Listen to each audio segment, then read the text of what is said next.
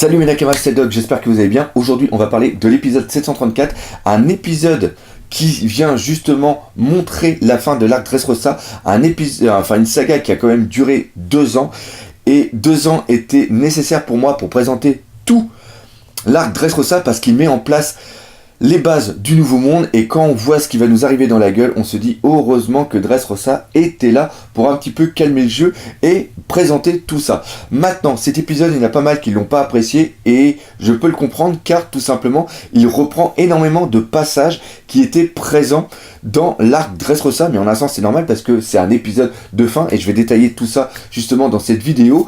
Et je trouve que les musiques étaient quand même très très bonnes et il y a eu assez d'émotions pour qu'on ressente justement quelque chose, et c'est ce qu'on va voir dans la critique analyse de l'épisode de la semaine, l'épisode 734. Et cette vidéo va être beaucoup plus calme que celle que j'ai fait pour l'épisode 733, tout simplement parce que j'ai pris mes cachets.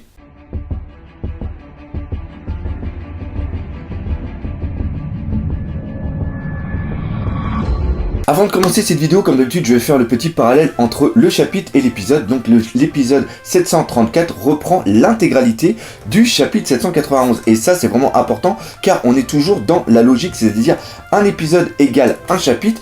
Et ça a toute son importance car même si Ichiro Oda prend quelques pauses parfois, peut-être à cause de la fatigue ou autre chose, l'anime a toujours ce petit délai pour ne jamais rattraper le chapitre, pour jamais rattraper le manga, et comme ça on n'a pas trop d'épisodes fillers en un sens. Et même si on a quelques petits fillers de quelques minutes à l'intérieur des épisodes, je préfère avoir de temps en temps quelques fillers que carrément, comme on a eu dans Bleach, une saga au moins de 30-40 épisodes qui étaient des fillers et qui n'avaient absolument rien à voir. Et là je vais faire une petite parenthèse. On arrive sur la fin de l'arc Dressrosa. Il y a un film qui est en préparation, qui est le film Gold, donc vous êtes sûr et certain qu'on va avoir, comme à chaque fois, comme ça a été le cas pour Strong World ou comme ça a été le cas pour Film Z, je pense qu'on va avoir en fin de... Je sais pas du tout comment ils vont faire ça, parce que quand on connaît la suite de l'anime, la suite du manga, oui c'est ça, je ne sais pas comment ils vont faire, mais je pense qu'on va avoir quelques petits fillers au niveau du film Gold. Dans mon intro, je vous ai annoncé que cet épisode était un épisode typique de fin d'arc. Justement, moi je vais les appeler justement les épisodes de fin d'arc. Putain, c'est vachement original. Et comme tout anime fleuve, c'est-à-dire pour moi un anime fleuve, c'est un anime qui va faire au moins 300-400 épisodes et qui va reprendre justement plusieurs arcs d'un manga, il est obligé de suivre une certaine narration, comme d'autres épisodes typiques de l'animation suivent une certaine narration. Premièrement, on a les chapitres d'histoire. Ces chapitres sont là justement pour faire avancer l'intrigue, pour mettre certaines choses en place. Ces épisodes sont assez moyens, il y a quand même un certain budget qui est mis dedans. L'animation par moment va bien, mais c'est surtout le message qui est véhiculé par l'épisode, l'avancée justement dans l'histoire de l'arc qui est primordial. Deuxièmement, on va avoir les épisodes de transition. Eux, ils n'ont rien à faire. Ils n'apportent presque rien au niveau de l'histoire. Ils sont seulement là pour calmer un petit peu la pression et pour diluer un petit peu l'anime. C'est vraiment ça, pour justement étirer l'anime. C'est là où justement on a quelques petits fillers et ils viennent justement entrecouper 2 épisodes qui sont vraiment phares, où on a beaucoup d'action, on a beaucoup de choses. Et encore une fois, ces épisodes, vu qu'ils n'ont pas beaucoup de budget, ils sont souvent détestés par les fans à juste titre car l'animation y est assez dégueulasse et ils ne font pas beaucoup avancer l'histoire. Troisièmement, on a les épisodes phares. Ça, c'est les épisodes qu'on attend avec beaucoup d'impatience, où ceux qui ont justement lu le manga savent qu'il va se passer des choses super importantes. Souvent, c'est des épisodes où il y a beaucoup de combats. On a eu par exemple celui de Barto contre Gladius, que moi j'ai vraiment adoré, qu'on attendait tous. C'était quoi le coup? Le Bari no Punch, ou un truc comme ça, je me rappelle plus, dites-moi dans les commentaires, là j'ai un total trou de mémoire. Bien sûr, il y a eu la transformation en Gear 4, et aussi bien sûr, il y a eu l'épisode 733, où justement ça montre la fin, le combat final contre le boss. On se rappelle aussi de l'épisode contre Moria, l'épisode contre Luffy, qui ont été des épisodes vraiment qui nous ont pris, et c'est peut-être aussi pour ça que j'ai fait mon caca nerveux la dernière fois dans la critique analyse de l'épisode 733. Bref, tout ça pour vous dire que ces épisodes, il y a beaucoup de pognon qui sont mis dedans. Il y a des animateurs qui ont beaucoup de talent qui viennent justement apporter un certain dynamisme. C'est ce qu'on appelle aussi le sakuga. Et c'est des épisodes où on a beaucoup d'attentes dessus. Donc ça, pour moi, c'est les épisodes phares qui sont pas tellement nombreux durant un arc. Et quatrièmement, on a les épisodes de fin d'arc comme on a eu justement ici. Et ces épisodes permettent justement de faire tomber la pression qu'on a eue dans l'épisode précédent et viennent en un sens remettre dans le contexte ce qui s'est passé en faisant un petit récapitulatif de tout ce qu'il y a eu durant l'arc. Et là, dans ces épisodes, il y a énormément de reprises des épisodes précédents, mais ça en un sens c'est normal car ça vient justement accentuer les moments importants. Et rappelez-vous, c'est exactement ce qu'on avait eu dans l'épisode de fin d'arc pour Punk Hazard, où on avait eu l'équipage des Mugiwara qui était en train de parler avec l'équipage de la marine du G5 de Smoker, où on a fait un petit récapitulatif de tout ce qui s'était passé dans Punk Hazard.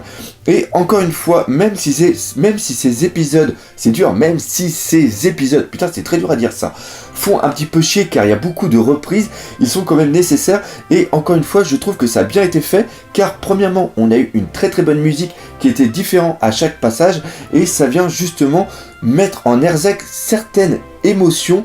Et là, quand je parle d'émotions, je veux surtout parler de la fin avec Kyros. Car oui, le passage avec Kyros est l'un des passages qui m'a énormément ému. Déjà dans le manga, il m'avait super ému, mais là, dans l'anime, avec la musique qu'il y avait en plus, ça m'a vraiment touché. Le fait aussi qu'on ait eu, encore une fois, c'est pour ça que c'est important qu'il y ait eu le flashback qui soit mis en avant avec une certaine musique où on le voit pleurer, enfin pleurer même pas, parce que vu que c'est un soldat en étain, il dit que il ne sent pas la chaleur de sa femme qui est Scarlett quitter son corps. Et on voit aussi que vu qu'il est un soldat en étain, il ne peut pas pleurer, et qu'on voit justement que c'est la pluie qui font justement par la symbolique couler des larmes à Kyros. Et là on le voit avec le sourire qu'il est au milieu de la foule, il va d'un seul coup partir et j'en ai la chair de poule encore une fois, et il va se mettre derrière un mur et il va pleurer.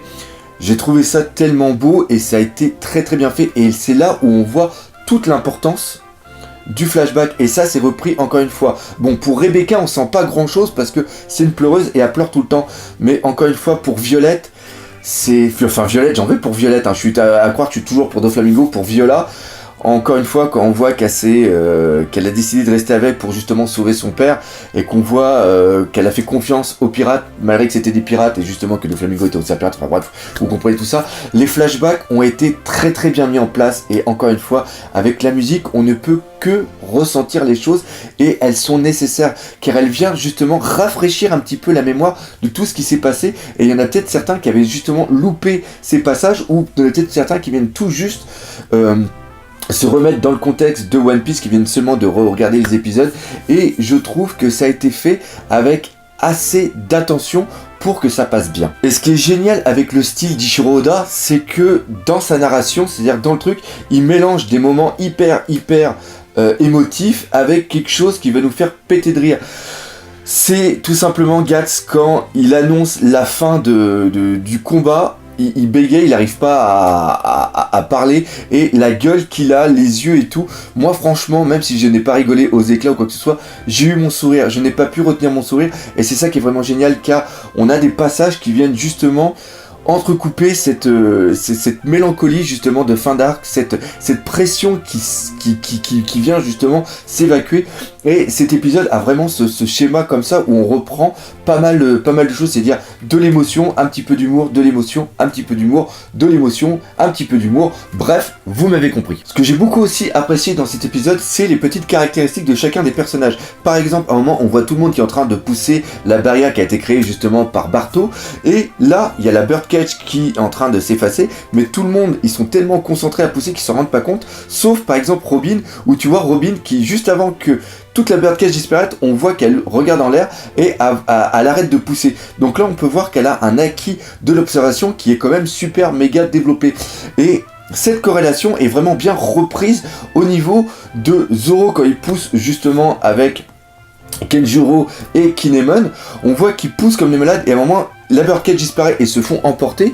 Et par contre, lui, même s'il est aveugle, et c'est ça qui est vraiment génial, on voit que Fujitora, lui, l'avait compris et ferme son sabre. Rengainé, merci. Il y a quelqu'un qui a soufflé très très fort, je l'ai entendu, a rengainé justement son sabre, et j'ai trouvé ce petit truc, encore une fois, un petit détail mais qui fait plaisir.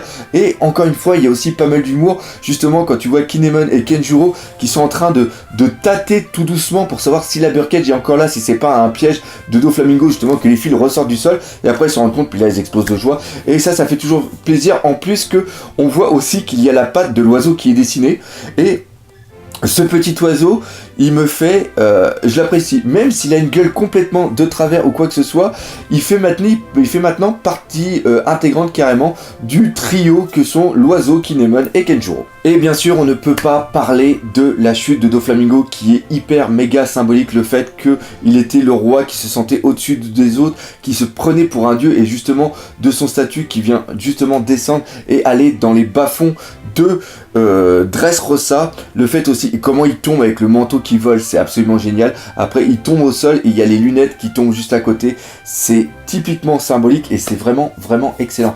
D'ailleurs, il y a des très grosses symboliques entre Alabasta et Dressrosa, mais ça je pense que je ferai une vidéo bientôt parce qu'il y a plusieurs choses qui sont assez excellentes à expliquer. Et pour terminer, le traitement de Luffy a été lui aussi excellent quand on le voit avec le Gear 4 en l'air, dégonflé, partir dans tous les sens, faire le Chumble avec l'eau qui était absolument génial.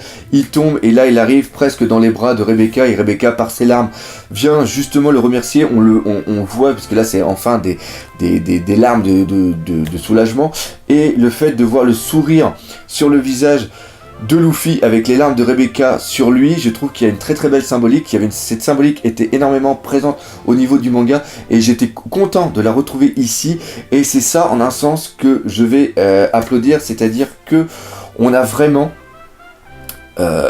cet apport qu'apporte l'anime par rapport au manga. Encore une fois, je suis chiant avec ça, mais l'anime vient apporter quelque chose en plus, c'est une autre vision que, je veux dire, du manga vient, pour moi c'est vraiment complémentaire aux deux, et le fait qu'on ait cette musique, le fait qu'on a tous ces effets de style au niveau de l'animation, viennent vraiment renforcer toute l'émotion qu'on a pu ressentir. Encore une fois, on ressent de l'émotion dans le manga, mais cette émotion, on la ressent beaucoup plus dans l'anime, et ils n'ont pas bâclé cet épisode, même s'il a été un petit peu long, je veux bien l'avouer, que avec l'intro qui dure 5 minutes entre le générique, le récapitulatif, les explications, après le fait qu'il y a eu énormément de flashbacks, il y a eu beaucoup plus de flashbacks dans l'anime qu'il y en a eu par exemple dans le manga. Par exemple, tout le passage je crois avec Rebecca et avec Viola n'était pas présent dans le manga, mais même si c'est là, je trouve que ça a son importance, et ça vient justement reposer toute la tension qu'on a pu avoir dans l'épisode 733. Et d'ailleurs cet épisode était nécessaire qu'il ait un petit peu calmé le jeu, car nous qui avons déjà lu le chapitre, nous savons ce qui va nous arriver dans la gueule. Vous qui n'avez pas encore lu ces chapitres, qui vous ne savez pas ce qui va arriver, vous allez vraiment halluciner. C'est un truc de dingue, franchement. Regardez-le assis, je vous donne que... Si vous êtes dans le métro, debout, accrochez-vous bien, parce que je vous jure, ça va vous renverser. Et évitez de spoiler, s'il vous plaît, les gars, c'est très important. Ne les spoilez pas. Et je sens que les prochains épisodes qui vont arriver, je vais peut-être devoir faire des réactions live, car ça va être absolument dantesque. Donc voilà, cette vidéo critique, analyse est maintenant terminée. Comme d'habitude, j'espère que vous l'aurez apprécié. Si c'est le cas, n'hésitez pas à partager, parlez-en autour de vous, laissez des commentaires et défoncez la gueule de ce putain de pouce bleu. Et nous, comme d'habitude, on se dit à bientôt pour de nouvelles aventures One Piece. Allez, salut mes Nakamas.